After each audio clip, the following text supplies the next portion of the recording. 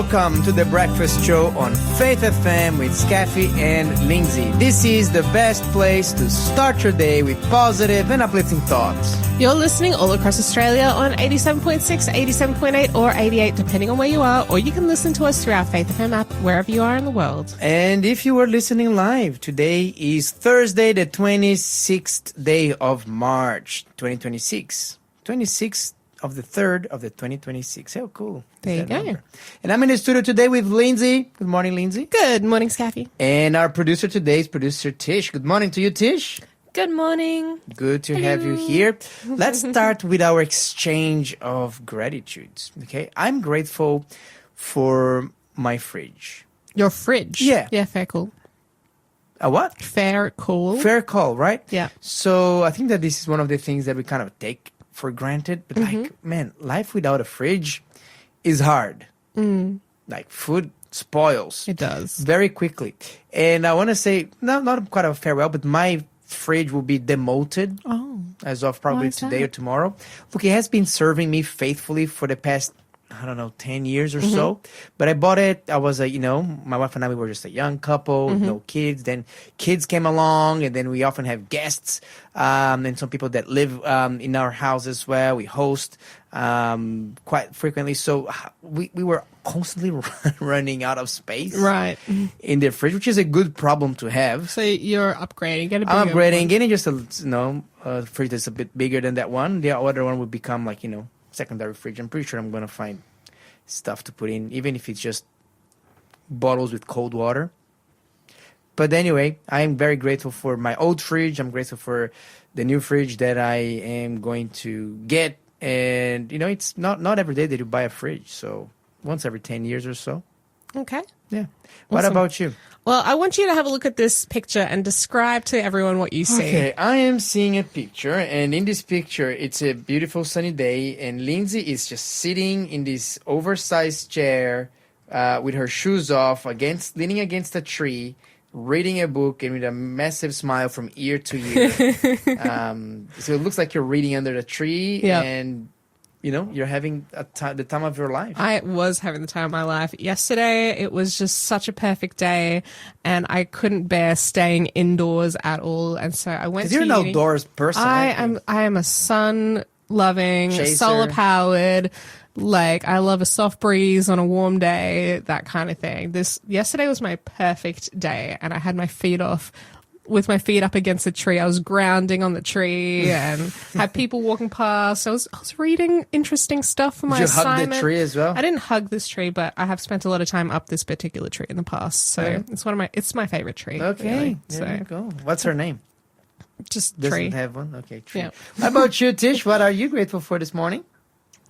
I'm grateful for pocket Bibles. Hey. Okay. Specifically because when you're reading laying down, it's so much easier to not drop the book on your face. That's true. If you're holding a full-on proper Bible, it's so much easier to drop it on your face. That's right. I find that, I find that laying down, holding the book upward to my face is not my favorite position to read, though. Is it yours? Well, no, but when you do, it's easier to use a smaller book to do so. Yeah. And they're easy and they're compact. It's good to take in a Fair backpack enough. So do you have one? I do. How big is your pocket Bible? Is it this big? It's about the size of just bigger than an A5 sheet of paper, maybe. Okay. So it's still quite big, but I really enjoy taking it places. You know what? I am also very grateful for pocket Bibles. I have one as well. Yesterday I put it back into my backpack, and I think it's just like a fantastic way to read the Bible if your eyes can afford it, because sometimes the letters can be a little bit small. You're listening to the Breakfast Show podcast on Faith FM. Positively different. And now, it's the best time in the morning. It's quiz time. Please produce Tish. Can we have our first quiz question? You certainly can. Who was the most wicked of all the kings according to 1 Kings 16? Who was the most wicked king of all the kings according to 1 Kings 16? If you would like to have a go at answering this question, please message us on 0491 064 669. Now let's look at the answers we have. We have 2 correct answers in our studio from our hosts. Who was the most wicked of all the kings according to 1 Kings 16? And I nearly gave the second most. Oh. Yeah. Okay. Yeah, if you know the answer, text us on 0491 064 669. It's sometimes a bit even hard to measure that, right? Oh, this is the wicked. This is the most wicked. This is the second. This is the third. It's like, well, up until the guy that we just gave his name, there was somebody else that was the most wicked until he came along. yeah. But there was a guy that was just, probably even just as bad, I would say, coming after these guys. So it's just very hard to put them in a ranking, really. Sure. I find it hard, but I get what you're saying here. So because we've been talking about him in our story, that made it easy. I was like, hold on. Oh, as soon as you gave the chapter reference, yes. I was like, oh well, that makes a lot more sense. It does help, doesn't it? Yeah. it did. Shall we jump over there? Yes, but before we do so what was the question again, producer Tish, and what's the number to text? So one more time, who was the most wicked of all the kings according to 1 Kings chapter 16? And if you want to have a go at answering that question, please text us on 0491 064 669. Fantastic. All right, Lindsay, are you ready for us to get back into the Elijah story? I reckon I'm ready. Are you ready? Yes, I'm ready. Good. So yesterday we were talking about Elijah meeting with Obadiah and saying, hey, go and tell your boss that I'm here. Tell him to come. Obadiah was like, freaking out. But what if you're not here when that happens? And they just said, look, no, I'm going to die. And Elijah said, look, don't worry. I'll be here. Just go and bring your boss and I need to have a chat with him. So let's read from verse 16. Verse 16. So we're in 1 Kings chapter 18, verse 16. And it says, so Obadiah went to meet Ahab and told him, and Ahab went to meet Elijah. Yeah. Okay, so it sounds like it's worked. Yeah, it did work. And this is an interesting thing, too, because some people have noticed that the king is the one coming to the prophet, not the other way around. Because normally you would go to the king, right? Mm-hmm. In this case, Ahab was meeting Elijah on Elijah's terms. Yeah. At the widow's house still? No. No? Is this somewhere else? He's just walking around now? Yeah. Oh, did he just he went and found Obadiah out in the middle of nowhere? Yeah, because remember that Obadiah and Ahab, they were just trying to find a little patch of grass. That's right. To give to their animals. So Ahab probably went north and Obadiah went south or something like that. Yeah. Each one went a different way. They're trying to seek for some pastures. There's barely anything left. And so probably Elijah met Obadiah, said, Obadiah, go find Ahab. And eventually, he just standing there out in the field or something, waiting for Ahab to turn up. Yeah. Something like that. Yeah, that's how I imagine it in my head. Yeah. Alrighty. So verse 17. Then it happened, when Ahab saw Elijah, that Ahab said to him, is that you, O troubler of Israel? And he answered, I have not troubled Israel, but you and your father's house have, in that you have forsaken the commandments of the Lord and have followed the Baals. Okay, I'll just pause here. This is, I think, it's one of the most iconic Bible passages. I'm the troublemaker. You are. Yes. Is this you, O troubler of Israel? I mean, to be very honest, does Ahab really, really think that Elijah was the troubler of Israel? Do you think that he had no idea that he was the one bringing that sorrow upon the land? I mean, when you look at the overall character of Ahab, he's a bit of a baby in the way that he conducts himself, right? Like he has a tantrum in another story. Yeah, it's and true. He's pouting in a room for a while. Like, I don't think he's the kind of person who takes personal responsibility for things. Yeah, for sure. So in counseling or psychological terms, we have this word called projection. And that's where if a person is insecure about some type of poor part of their own personality, but they don't want to take responsibility for it, they're going to say that somebody else has that problem. Like, they're going to run into another person and decide to just say, they project. And if I have an anger problem and I come across you and I don't want to take like responsibility for my anger. I'm going to tell everyone around me that, Skafy is just such an angry person. He's just such a horrible guy, whereas it's actually me that's got the problem, but I don't want to take responsibility. That's often what happens. Very interesting. When people just aren't mature enough to deal with their own problems. I think that I can definitely see something like that happening in Ahab's life. Yeah. I found an interesting commentary on that topic here, on a Bible commentary that I have. This is what it says. It says, Israel had been sorely troubled, and in his inmost soul Ahab understood the reason why. But guilt always tries to shirk the responsibility for the evil it brings. Ahab sought to place the blame upon Elijah for the curse that had smitten the land. And this is the part that I like the most. One of the greatest evils of sin is that it always seeks to confuse the issue.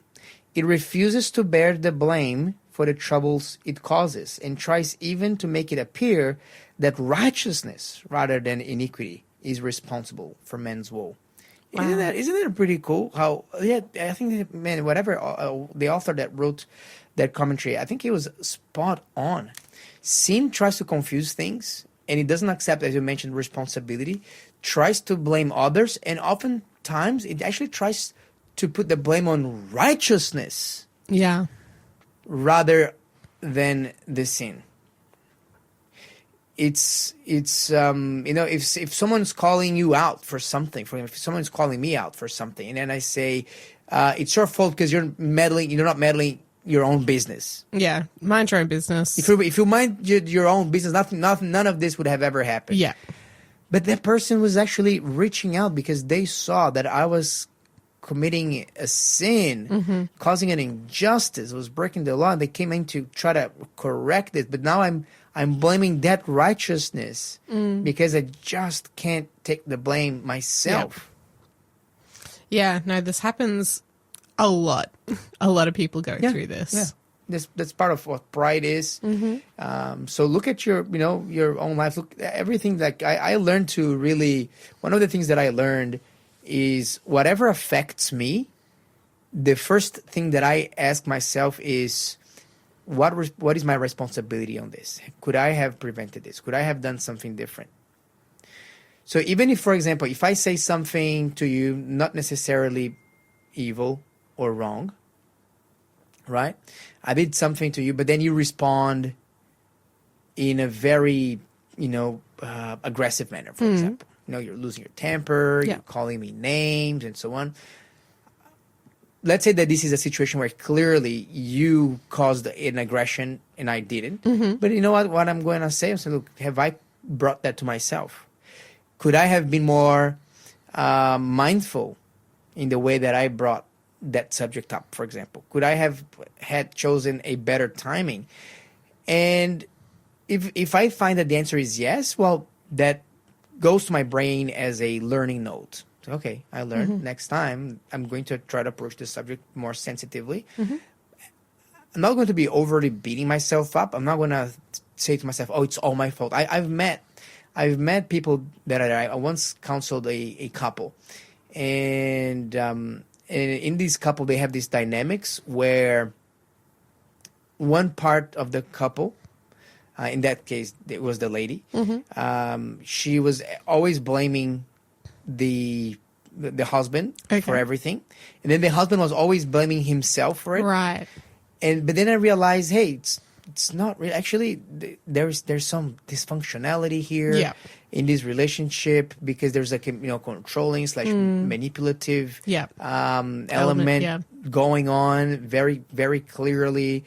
But then, so every time that something happened that the woman of that relationship didn't like, she would blame the man, and the man in his coping mechanism said, yeah, you're right. And basically he was just going down and down and down, thinking, like, I am to blame, I am a horrible person, I'm a good for nothing kind of attitude, it's all my fault, even though he didn't do anything unreasonable at all, at least not in my judgment.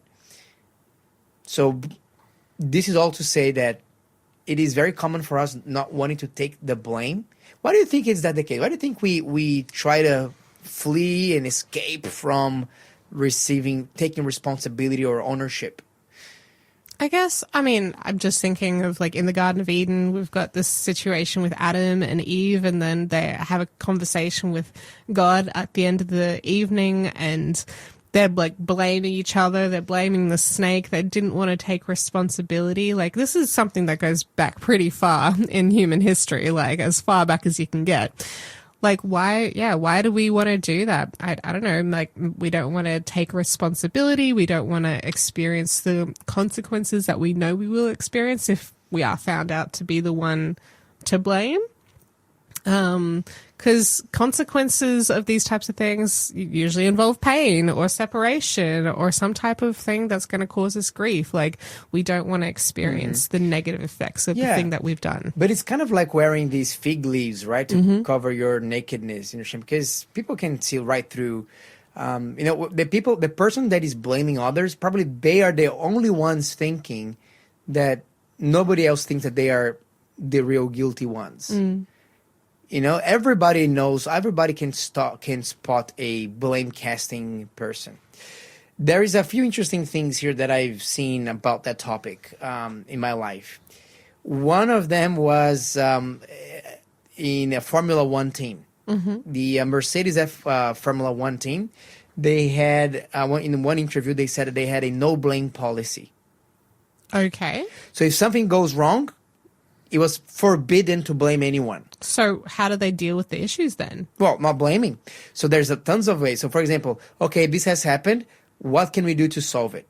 Okay. Instead of blaming who did this, who done this, say, okay, what can we do to solve it, and how can we ensure that this doesn't happen again? Okay, so very like protocol driven rather than like you drop the ball personally. Yeah. Okay. Yeah, we're not blaming anyone. We are basically assuming that everybody's trying to do their best. Yep. How can we make it even better? We are also assuming that mistakes do happen. And we are also assuming that, hey, the best way to deal with mistakes, not pointing fingers at people, but sitting down and saying, okay, how can we solve this? Yeah. There's another thing another book that I read that was really interesting to me. This one I recommend, if not a Christian book, but I think that has lots of Christian principles, because I think that God is a God that takes responsibility. And there's a book called Extreme Ownership. This is like a military memoir by two Navy SEAL commanders. And they're writing about their leadership experiences and their lessons, during the times that they fought war in Iraq. But the whole point of the book is calling Extreme Ownership is because as the commander, they realize that anything and everything that affects them ultimately is actually their fault. Their responsibility. Yeah. So, for example, if one of their subordinates did something wrong, well, maybe it's my fault. It's my responsibility that perhaps I didn't train them correctly. Perhaps I didn't communicate myself clearly enough. So after they do this and they, let's say they train correctly, they expect, they're giving chances and so on. And let's say that a bad situation or bad attitude, bad character keeps happening from the subordinate. Well, then it's my fault that it happened, because I am the one allowing this to happen, because I am the one seeing that this person does not have the profile to be in that position, but I am the one allowing them to be. So basically anything and everything that happened, they say, this is my responsibility. And there was an episode in their careers where they had an episode of friendly fire, which is one of the worst nightmares you can have. So basically have like your troops shooting your own team because they thought that each other was the enemy, and they almost ended up killing each other. Wow. And then they were sitting down to debrief after that close call, and they're asking, whose fault is this? And one by one, people are saying, look, it was my fault because I should have checked, I should have did it. And then finally, the big boss says, no, it's my fault. My fault because I didn't communicate properly, I didn't coordinate properly. But the team was in such a good attitude that instead of people pointing fingers at someone else, it was their fault. Everybody in their DNA was saying, no, it was actually taking responsibility for their part. Is that because their leaders had already taken that complete ownership and led that culture? Yeah, they had that culture. It was 100% a culture. And so that particular unit. So that meant that the followers of the leaders who were taking complete ownership, they began to have that character, and they also grew in their own leadership of themselves in their lives. Yeah, 100%. And amongst themselves as a team. 100%. Wow. So being a good leader with great character and full responsibility means that the people that you lead in your life, that might be your children, that might be your employees or your subordinates at work, or students at school if you're a teacher, or whoever you're leading, if you lead well, that's going to rub off and create better leaders just by watching you. Absolutely. We might not be necessarily at fault, but we are always responsible for everything that impacts us. We're going to continue on that one because I want to show an example from God in that sphere. You're listening to the Breakfast Show podcast on Faith FM. Positively different. Now it's time for our first quiz answer and our second quiz question. So the question to recap was, who was the most wicked of all the kings according to 1 Kings chapter 16? The answer to that was Ahab, and congratulations to everyone who texted through the correct answer. That can be found in 1 Kings 16 verse 30. All right. Well, thanks very much for that one, Tish. And what's the next quiz question for us, please? The next question is, John the Baptist called the Pharisees and Sadducees a generation of what? John the Baptist called the Pharisees and Sadducees a generation of what? Correct answer, and we're waiting for one more correct answer in the studio. If you also know, please text us on 0491 064 669. Correct, we have 2 correct answers from our hosts. I'll read it one more time for everyone who's listening. John the Baptist called the Pharisees and Sadducees a generation of what? 0491 064 669. A small clue for you. Have a look in the first couple chapters of Matthew. Okay. Well, thank you very much for that one, Tish. And we are now continuing our Bible study. We're talking about taking responsibility, right? And particularly at the workplace, for people that work in workplaces, there's a paradox. Okay. There's I like to call it the responsibility paradox, because if the boss comes up and there's something wrong, then he's saying, "Who done this?" And then the person's, someone, puts their hand up and says, "Sir, I take all the responsibility for this because I could have prevented this from happening, could have said something, or could have done something different," and so on. The paradox of that is nobody wants to take the blame because they think they're going to get in trouble. However, if you are the boss in any business and you have just a shred of reasoning in your mind, you'd say, you know what?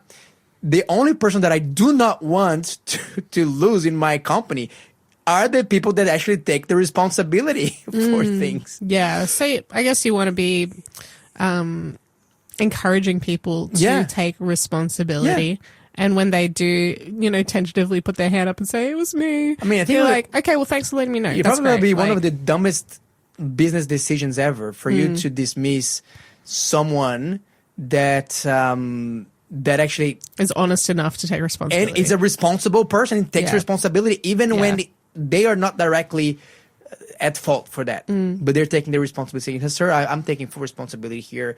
I am sorry. I made a mistake. I thought this, or I didn't do this, or because of this, because of that.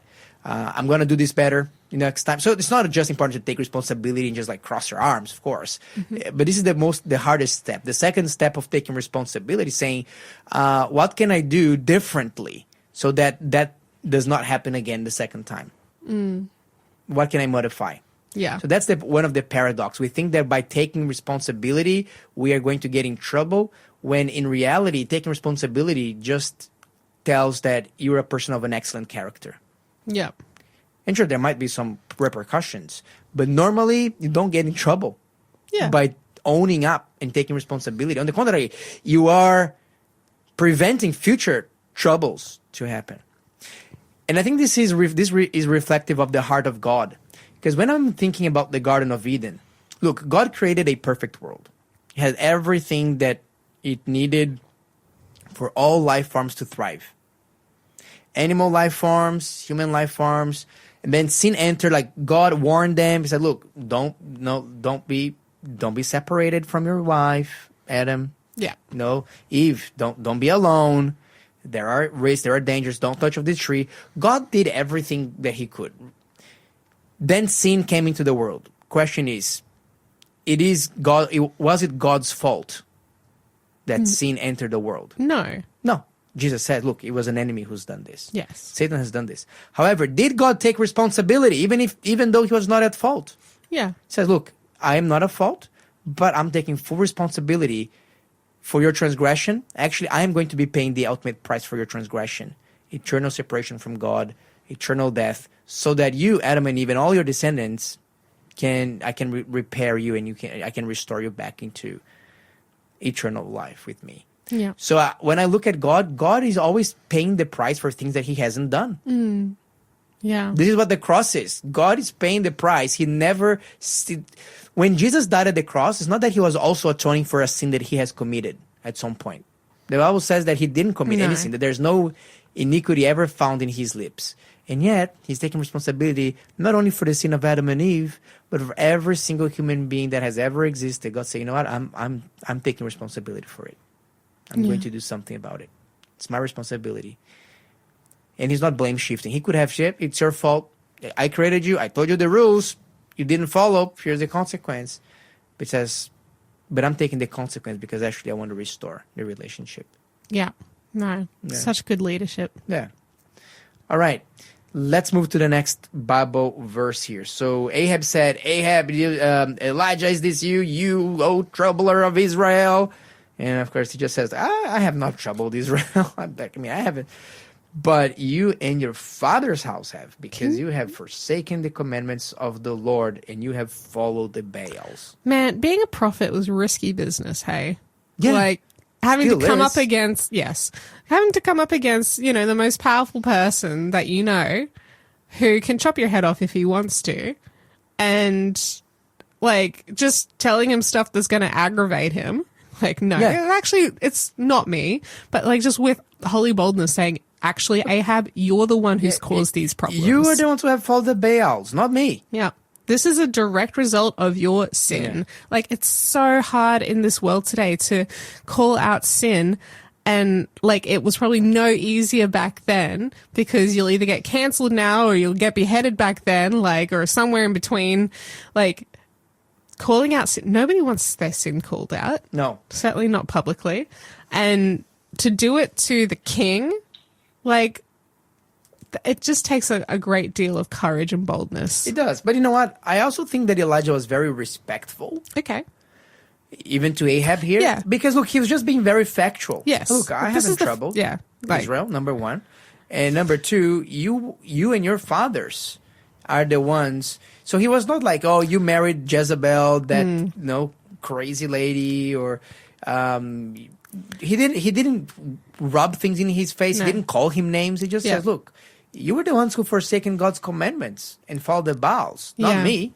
But he also, like, we were talking about projection earlier, how people will say that the other person has the problem. He was not sitting down and just taking that. He was like, no, I'm not going to take your projection of me and agree to it and, cower to you. Like, that's just not the truth. That's not what's happened here.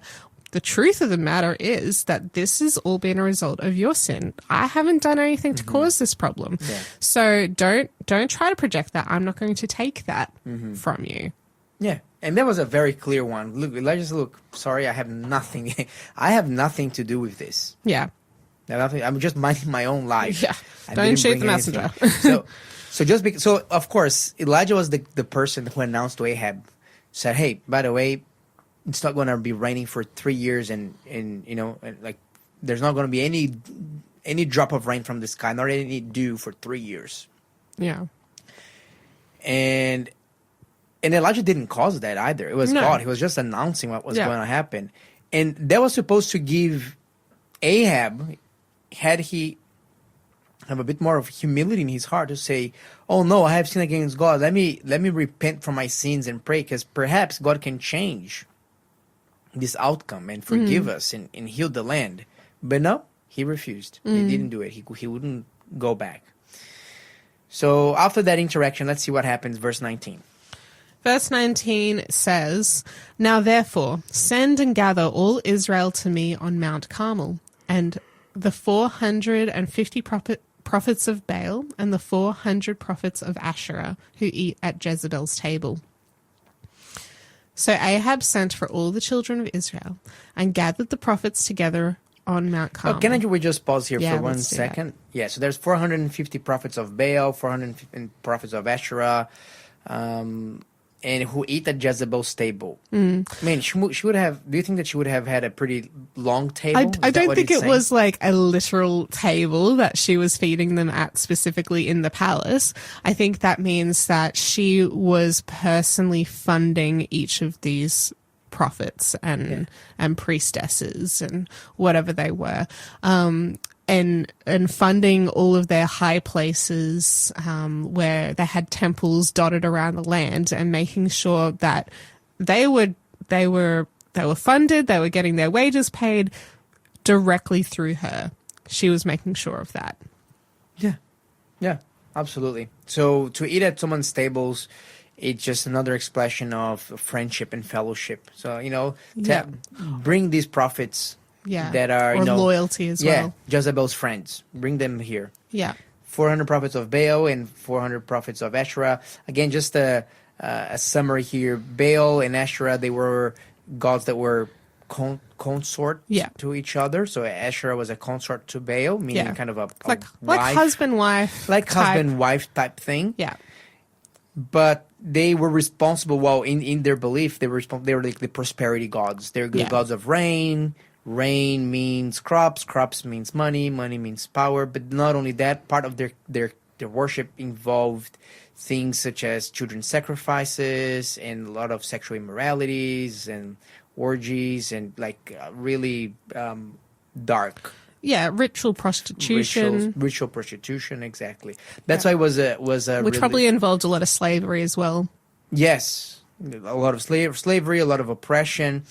And no wonder why that kind of cultic practice had such a big appeal. And I actually think, if you ask me, when you look at what we have uncovered, what came to light in some of these crazy, the Epstein files and some of these dark things that some of the world elites do. There's nothing new under the sun. Nothing under the sun. It's the same kind of worship here. We're just Baal worship. Yeah. Actually, a lot of the pornographic industry, when you look at their practices, this is also Baal worshiping. Similar practices. When you read ancient Egyptian documents, for example, about some of the ways that they worship their gods, this actually looks like a very pornographic material. So for Christians that make use of that, do know that you're participating in Baal worship every time you're doing so. So worship of Satan. Yes. So you have to. This is something that you have to give to the Lord, and He has to remove from your life, because you cannot serve two masters. Hey, if you're listening and you're feeling convicted or maybe even feeling a bit upset right now, that might be the Holy Spirit working on your heart. And this is something to be repenting of. Yeah. Don't brush this off. Don't try to move past it. Don't try to put aside the uncomfortable feelings that you might be feeling in this moment, but really take this to God and do some soul searching and take this as an opportunity to be reconnected with God. And say, God, remove this impurity from me. Remove this from my life. I want to live a pure life. I want to have a pure mind. I want to use my energy, my organs, my body for righteousness, not for the works of darkness. Please help me. And He will. Yeah. Absolutely. And if you need any support in that, feel free to text us through here and let us know in what way you want some support, and we can get that to you. Absolutely. We can talk more about it. We can pray for you. What is our text number, Lindsay? 0491 064 669. 0491 064 669. Alrighty. Okay, let's move on. Verse 20. Verse 20. So Ahab sent for all the children of Israel and gathered the prophets together on Mount Carmel. And Elijah came to all the people and said, "How long will you falter between two opinions? If the Lord is God, follow him. But if Baal, follow him." But the people answered him not a word. Okay. Ooh. The setting is heating up here. What do you find interesting in this whole situation? Elijah is saying, pick one or the other. Like, either you're for God or you're for Baal. You can't be both. Yeah. There is no, what's the word? Polytheism. with the one true God. He calls himself a jealous God. He will not share worship with anyone or anything else. He only wants worship directed at him and nothing else in your life. So if you're going to worship the one true God, only worship him. If you're not going to, then don't.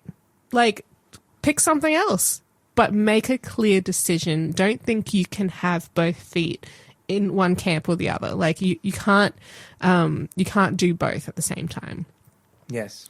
And so we have the Israelites here. They probably haven't heard this before, certainly not in this generation. Yeah. They've been following Ahab and the queen Jezebel, and they've been, involved in all of these evil practices at the high places, but they call themselves children of Israel. So there's a bit of a history of the one true God there, but they're not acting like it. And so they are each personally being convicted in this moment to choose one way or another. They were afraid because there had been a lot of persecution against the true worshippers of Jehovah. Yeah. At that time, Elijah's not talking to Ahab. Ahab already made his choice. Yeah. He was a follower of Baal through and through. Yeah. He was not pretending that. No. At all. But for the people, Elijah's saying, hey, what about you? Why aren't you not going to take a stand? Just, if you want to follow Baal, follow Baal. But then if they would follow Baal entirely, they would be judged, that will make them look bad towards the rest of the Israelites. If they said, no, I'm going to follow Jehovah and I'm going to stand up against this oppression and this injustice, well, then they will get in trouble with the Baal worshippers and they'll get in trouble with the government at the time. So they were just like lukewarm, just kind of living that stealth life. Yeah. That sort of a keeping the light under the basket. Secret Christian agent, not telling anyone. And then when Elijah said, hey, why don't you make a decision? Like, choose one. If you think that God, who's God here? If Baal's God, so forsake about God. If you think that God is God, if Jehovah is God, follow him. And the people, they could not answer. And their lack of answer is very revealing. Yeah. Meaning that, look, we don't want to commit. They're afraid. By not answering, they were already answering who their God actually was. Yeah. It was Baal. Yeah, but they just didn't want to say it. No. Thanks for being a part of the Faith FM family. Join our community on Facebook or get in touch at 1-800-FAITH-FM.